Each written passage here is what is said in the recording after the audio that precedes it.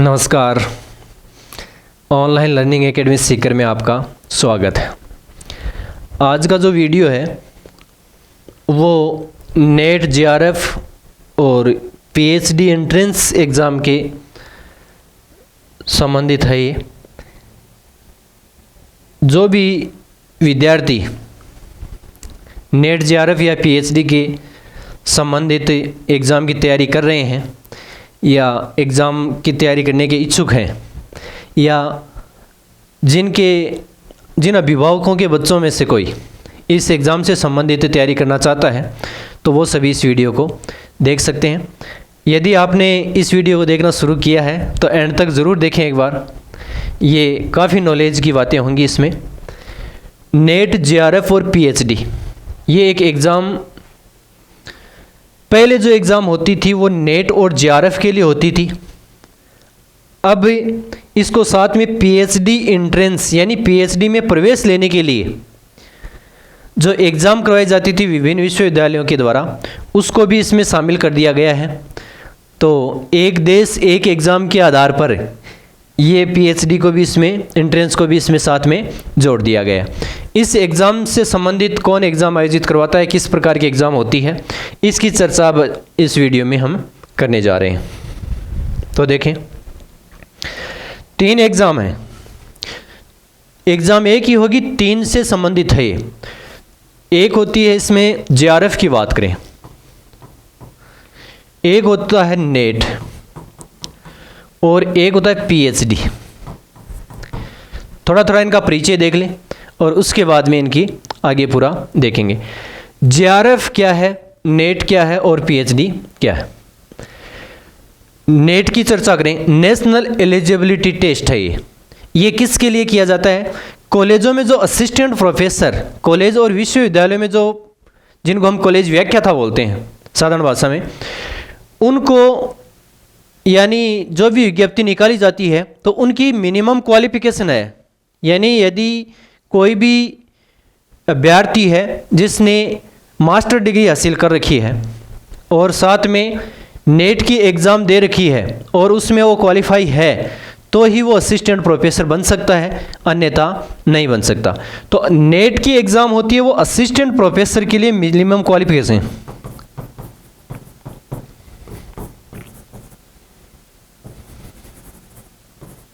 Assistant professor के लिए एक मिनिमम क्वालिफिकेशन एग्ज़ाम है, यानी नेट की एग्ज़ाम पास होने के बाद में ही असिस्टेंट प्रोफेसर बन सकता है, अन्यथा नहीं बन सकता।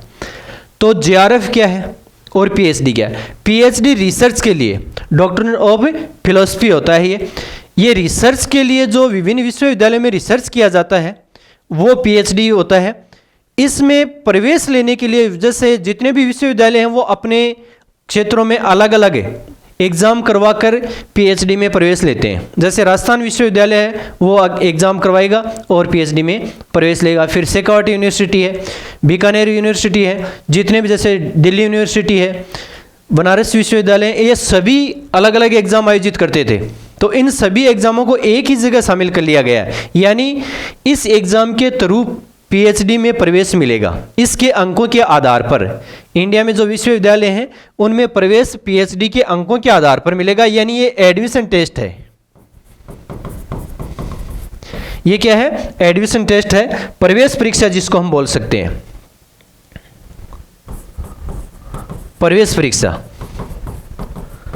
एडमिशन टेस्ट है ये। तो फिर जेआरएफ क्या है? जेआरएफ होता है जूनियर रिसर्च फेलोशिप, यानी रिसर्च करने वालों के लिए छात्रवृत्ति दी जाती है। सरकार के द्वारा जो छात्रवृत्ति दी जाती है वो इस टेस्ट के थ्रू दी जाती है। यानी पीएचडी में जो प्रवेश लेते हैं उन सभी को छात्रवृत्ति नहीं मिलती है। छात्रवृत्ति किन को मिलती है? जो इस एग्ज़ाम को क्वालिफाई करते हैं।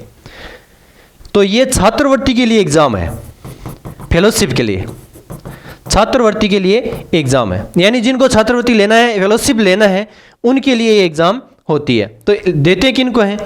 इसके लिए देखें तो ये एग्ज़ाम जो आयोजित करवाई जाएगी एनटीए के द्वारा, एनटीए नेशनल टेस्टिंग एजेंसी, इसके द्वारा ये एग्ज़ाम आयोजित करवाई जाती है।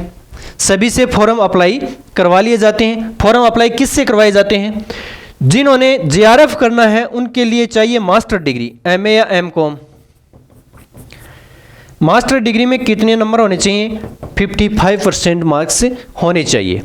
यानी उन्होंने जेआरएफ वो कर सकते हैं जिन्होंने एमए या एमकॉम कर रखा है और 55% उसमें है। किसमें? पोस्ट ग्रेजुएशन में, एमए में 55% है। और यदि आप रिजर्वेशन कैटेगरी से आते हो, ओबीसी है, एससी है, एसटी से, तो एमए में आपके मिनिमम कितने चाहिए? 50% नंबर। तो वो विद्यार्थी जिन्होंने एमए या एमकॉम कर रखा है या कर रहे हैं, फाइनल ईयर में है और उनके 50% या 55%, यानी अनरिजर्व के लिए 55% और रिजर्व वालों के लिए 50% मार्क्स बन रहे हैं, तो वो ये एग्ज़ाम दे सकते हैं। फिर नेट के लिए क्या है? नेट का भी यही क्राइटेरिया है। जो छात्र एमए या एमकॉम कर रहे हैं या कर चुके हैं उनके लिए 55%, और यदि वो रिजर्व कैटेगरी से आते हैं तो वो 50% होना जरूरी है। पीएचडी के लिए क्या है? पीएचडी के लिए ये सिस्टम है, एमए या एमकॉम, साथ में 55% और रिजर्व के लिए 50%। ये मिनिमम क्वालिफिकेशन है, एमए एमकॉम में इतने मार्क्स आपके होने चाहिए। साथ में एक और दे रखा है, पीएचडी में जो एडमिशन लेते हैं उनके लिए अब की बार एक छूट दे रखी है। क्या छूट दी है? यदि आप इंटीग्रेटेड बीएड कर रहे हो, इंटीग्रेटेड बीएड कौन सी होती है? बीए प्लस बीएड, और ये 4 साल की होती है। यदि आप ये कर रहे हो या बीकॉम प्लस बीएड कर रहे हो, ये भी 4 साल की होती है। यदि आपने इस सब्जेक्टों में, इनमें कोर्स में, सिलेबस में ये परिवेश ले रखा है और आप फाइनल ईयर यानी 8th सेमेस्टर के, 8वें सेमेस्टर के यदि आप स्टूडेंट हैं तो आप पीएचडी में प्रवेश ले सकते हो। इस एग्ज़ाम को देकर पीएचडी के लिए योग्य हो सकते हो। इनके लिए तो ये तो नहीं होगा, आपके लिए नेट तो नहीं मिलेगा आपको, लेकिन नेट तो कब मिलता है? मास्टर डिग्री होनी चाहिए आपके पास में तब मिलता है। लेकिन आपको ये इसमें पीएचडी में आप ये एडमिशन ले सकते हैं, ये इसमें छूट दे रखी है। पहली कंडीशन ये है कि इनमें क्वालिफिकेशन क्या होनी चाहिए? 55% नंबर होने चाहिए। और यदि आप इंटीग्रेटेड बीएड कर रहे हैं और फाइनल ईयर में हैं तो भी आप पीएचडी में एडमिशन ले सकते हैं, इसके लिए योग्य है। आगे और क्या करें? देखो इसमें अभी और जानकारियाँ काफ़ी हैं। इसमें जेआरएफ की बात हो रही है पहले यहाँ, फिर नेट की बात हो रही है और फिर पीएचडी की बात हो रही है।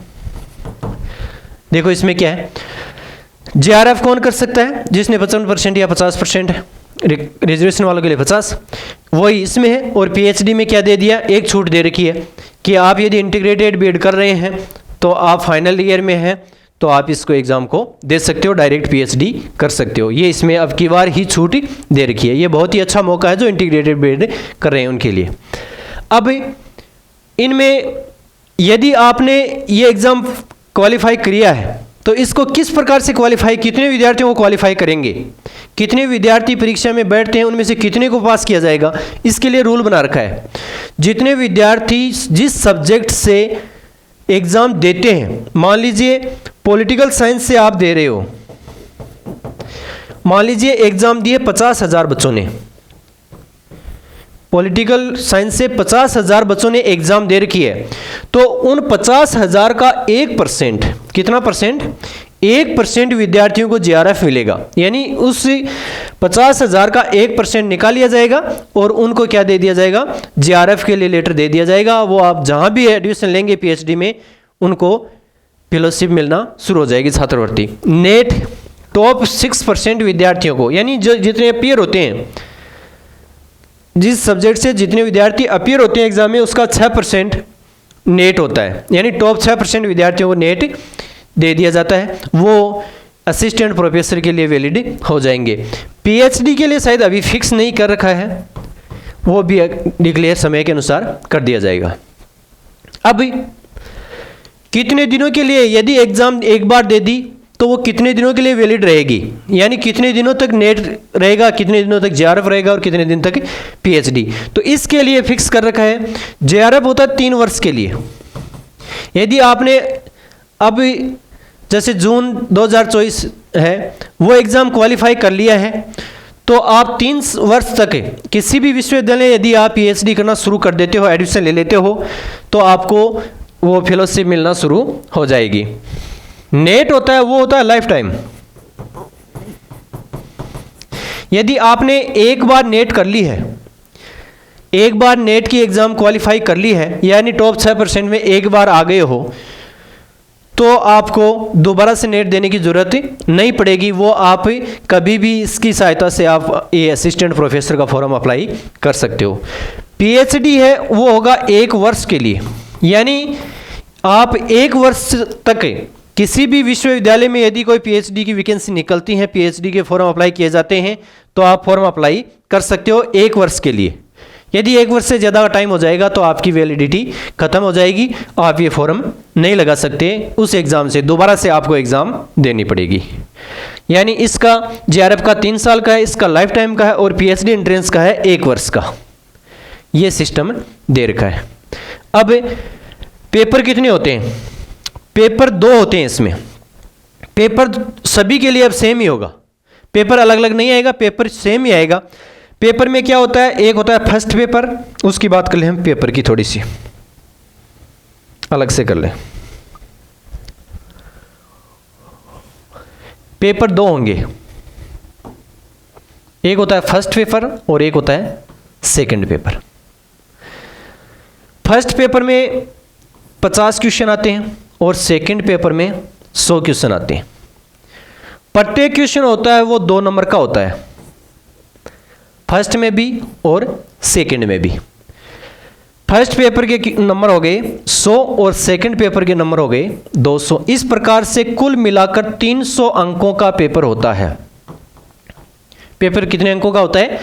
300 अंकों का होता है। अब पेपर का समय होता है वो होता है 3 घंटे का। 3 घंटे में आपको पेपर देना है। ये 50 क्वेश्चन ये है, 100 क्वेश्चन ये है, यानी 150 क्वेश्चन होंगे, 300 नंबर का हो जाएगा।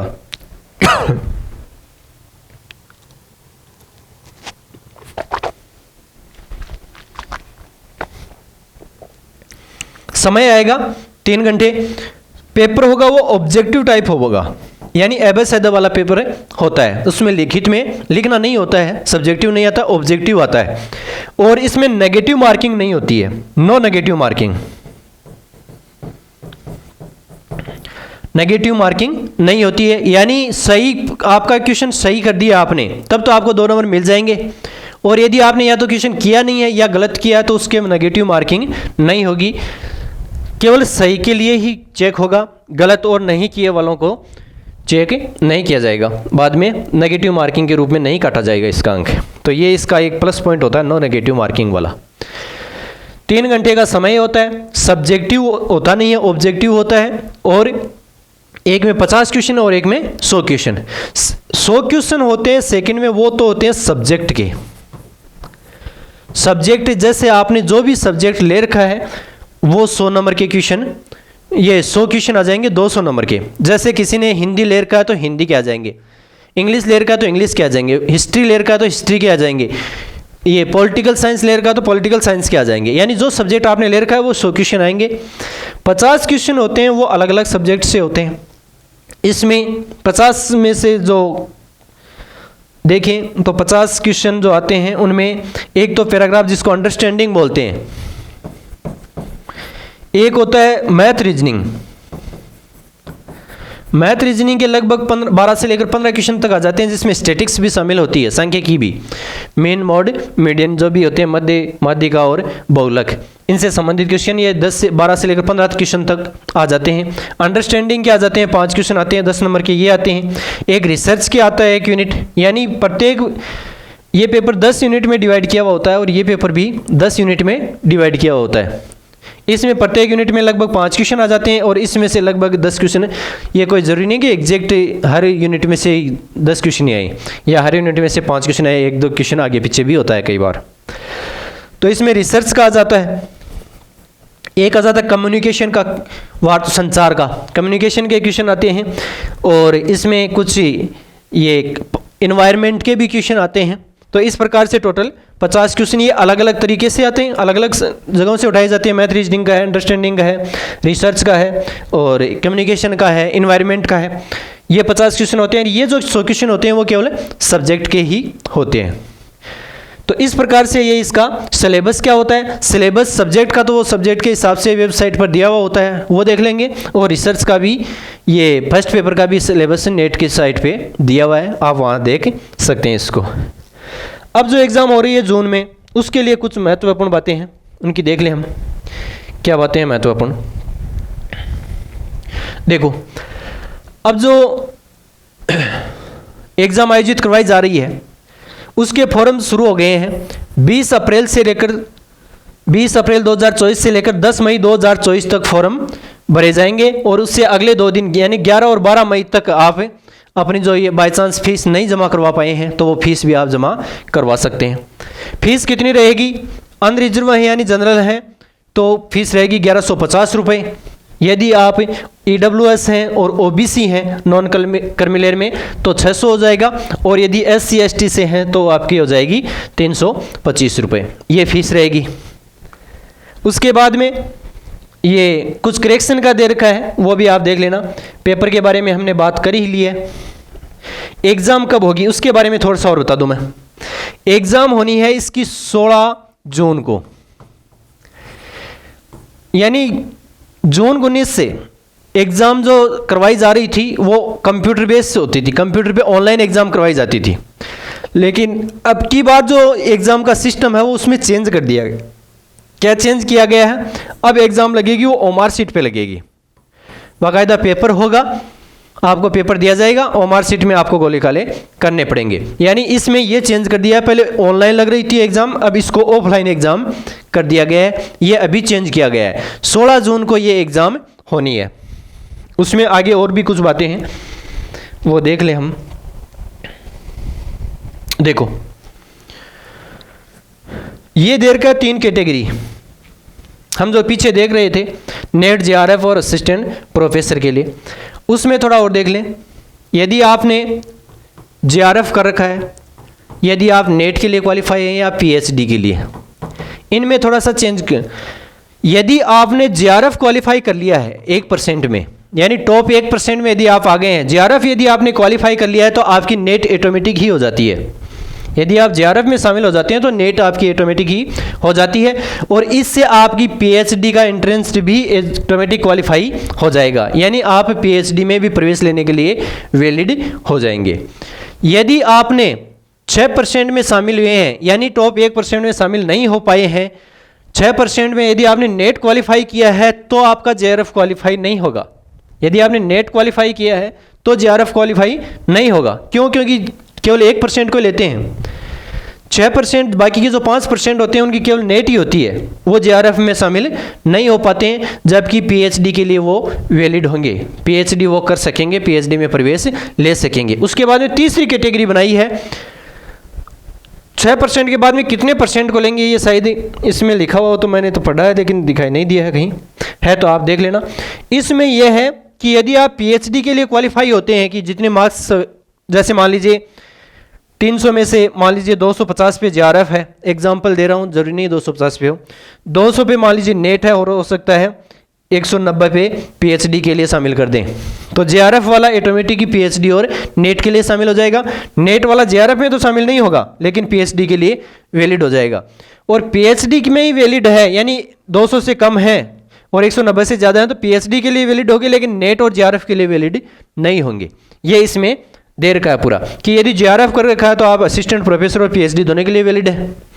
यदि आपने केवल नेट कर रखा है तो PhD के लिए है, JRF के लिए नहीं है। और यदि आपने केवल PhD एडमिशन में ही क्वालिफाई किया तो आप नेट और JRF से बाहर रहेंगे। इसमें एक एज का और दे रखा है, एज कितनी चाहिए? JRF में एज दे रखी है 30 वर्ष के लिए, यानी 30 वर्ष तक ही आप JRF दे सकते हो। उसके बाद में यदि आप रिजर्व कैटेगरी से हो तो 5 वर्ष की इसमें आपको छूट दे दी जाती है, यानी मैक्सिमम 35 वर्ष के बाद में JRF नहीं दे सकते। नेट के लिए कोई जो ऊपरी सीमा है आयु की वो नहीं तय कर रखी है, कितने भी एज का आप दे सकते हो। नेट और PhD के लिए भी कोई ऊपरी सीमा नहीं है उम्र के लिए, तो आप जीआरएफ के लिए ही उम्र सीमा तय कर रखी है, यानी 30 और अनरिजर्व के लिए 30 और रिजर्व के लिए 35 कर रखी है। ये आप ध्यान रखें, ये बातें इसमें दे रखी हैं।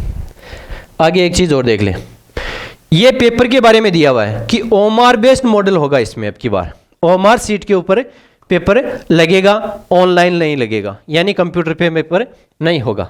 दूसरी चीज़, पेपर 2 होंगे, 50 और 100 क्वेश्चन आएंगे, 100 और 200 नंबर के। पेपर का समय कितना होगा, 180 मिनट, 3 घंटे, यानी पेपर दे दिया जाएगा। दोनों पेपर आपको शायद साथ में ही दिए जाएंगे, हो सकता है आगे पीछे भी दे, तो बीच में टाइम नहीं अलग दिया जाएगा, गैप नहीं दिया जाएगा दोनों पेपरों में। इसमें एक शर्त और दे रखी है, वो क्या है, चलो इसमें देख लेंगे। सिलेबस से साइट पे दिया हुआ है। मीडियम क्या होगा, मीडियम होगा हिंदी और इंग्लिश। पेपर हिंदी मीडियम वालों के लिए हिंदी मीडियम में होगा, यदि आप फॉर्म में इंग्लिश मीडियम लगाते हो तो पेपर इंग्लिश मीडियम में होगा। इसमें केवल सब्जेक्ट जो हिंदी इंग्लिश सब्जेक्ट लैंग्वेज होती हैं, लैंग्वेज को छोड़ के पेपर हिंदी और इंग्लिश में ही आएगा। मार्क्स होंगे वो 2 नंबर का होगा प्रत्येक क्वेश्चन, नेगेटिव मार्किंग नहीं होगी। ये चीज़ें दे रखी हैं। आगे क्वालिफिकेशन के लिए बताई दिया 55% चाहिए आपके लिए। मिनिमम क्वालिफाई नंबर भी होने जरूरी हैं, वो आपको इसी में लिखे हुए मिल जाएंगे। यदि आप अनरिजर्व से हैं तो 40% और वरना शायद है 35%, वो आपको कहीं इसी में लिखे हुए मिल जाएंगे।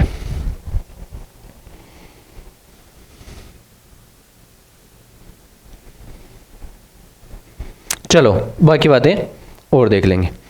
अब इतनी बातें हो गई,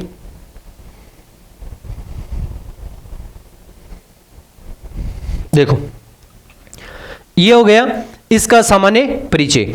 अब यदि आप एग्जाम देने के इच्छुक हैं तो ऑनलाइन लर्निंग एकेडमी आपकी क्या सहायता करेगी, इसके बारे में और देख लें। यदि आप पॉलिटिकल साइंस सब्जेक्ट से हैं तो आप इस ऑनलाइन लर्निंग एकेडमी के यूट्यूब चैनल को सब्सक्राइब कर लें। इसमें आपको महत्वपूर्ण क्वेश्चन भी मिलेंगे और जो मुख्य क्योंकि अब एग्जाम का टाइम नज़दीक आ गया है, आगे तो पूरा सिलेबस मिल जाएगा, लेकिन इस एग्जाम के लिए कुछ महत्वपूर्ण टॉपिक जो हार्ड टॉपिक हैं उनके वीडियो आपको इस पे उपलब्ध हो जाएंगे। और जो फर्स्ट पेपर है उसका मुख्य रूप से जैसे मैथ रीजनिंग का है, स्टैटिक्स का है, रिसर्च के हैं, ये जो क्वेश्चन होंगे वो आपको, क्योंकि इसमें मैथ रीजनिंग के लगभग 12 से 15 क्वेश्चन आ जाते हैं, तो क्वालिफाई करने के लिए बहुत ही महत्वपूर्ण होते हैं। तो इजी वे में अच्छे तरीके से, शॉर्ट तरीके से ये आपको इस यूट्यूब चैनल पर वीडियो उपलब्ध करवाए जाएंगे। तो आप ऑनलाइन लर्निंग एकेडमी सीख करके इस यूट्यूब चैनल को सब्सक्राइब कर लें। थैंक यू, धन्यवाद।